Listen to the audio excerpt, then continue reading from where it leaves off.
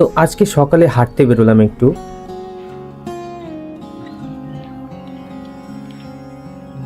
গ্রামের পথ দিয়ে।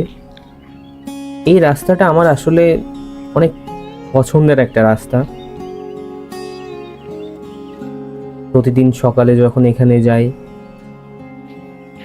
শীতের চাদরে ঢাকা চারিদিক,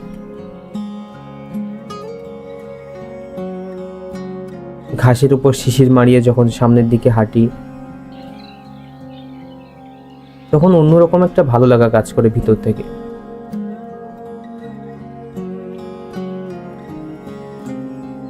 এই রাস্তা দিয়ে আমি সকালে একা হাঁটতেই ভালো লাগে আমার। পাখির ডাক চারিপাশে শোনা যায়, বাতাসের শব্দ শুনতে পাই কানে অল্প অল্প করে।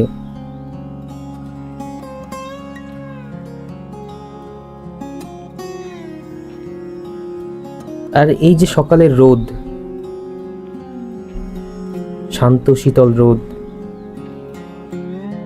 যেটা আমাকে আরো সামনের দিকে এগিয়ে যাওয়ার জন্যে আরো অনুপ্রেরণা যোগায়।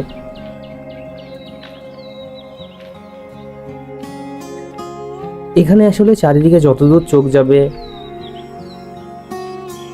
দুই দিকেই সবুজ ধান ক্ষেত দেখা যাবে।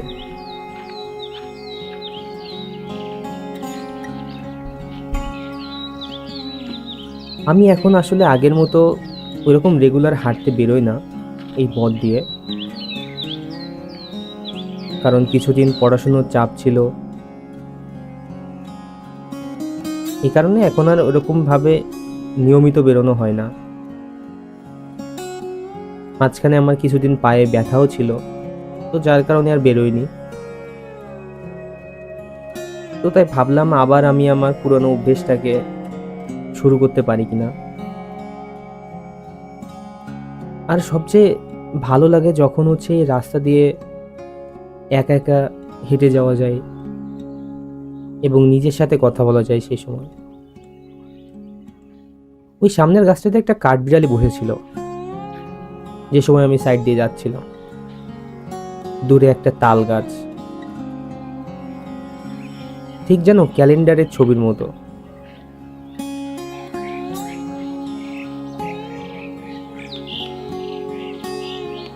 ওই ধান ক্ষেতের ভেতরে ছোট্ট বাড়িটা আসলে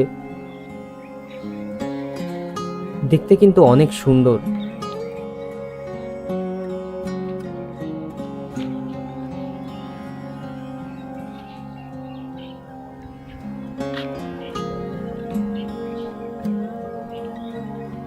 অনেকগুলো কলা গাছের সারি এখান থেকে দেখা যাচ্ছিল। তারপর একটা কলার কাঁদিও দেখলাম আমি এখানে।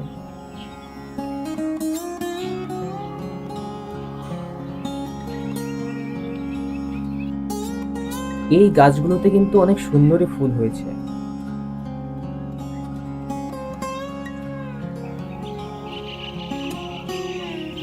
ধান খেতে যে জল দেওয়া হয়েছে সেটার উপরে সূর্যের আলো এসে পড়েছে। পাশ দিয়ে দেখি আমাদের ওই পাড়ার এক জ্যাঠা বাজার করে ফিরছে। কেননা এই পথ দিয়ে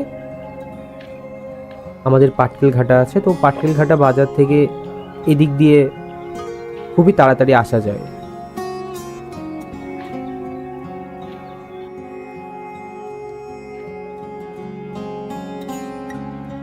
ধান করার আগে এই সব জায়গাগুলোতে আশেপাশে ঘের ছিল, মাছের চাষ হতো। আর ওই যে দেখা যাচ্ছে না আমার ছায়া, এজন্যই হয়তো বলে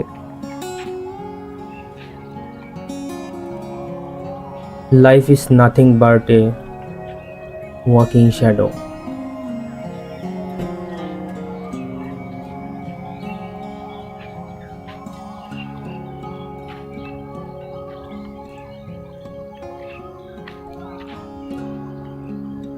যেটা উইলিয়াম শেক্সপিয়ারের একটা কথা ছিল।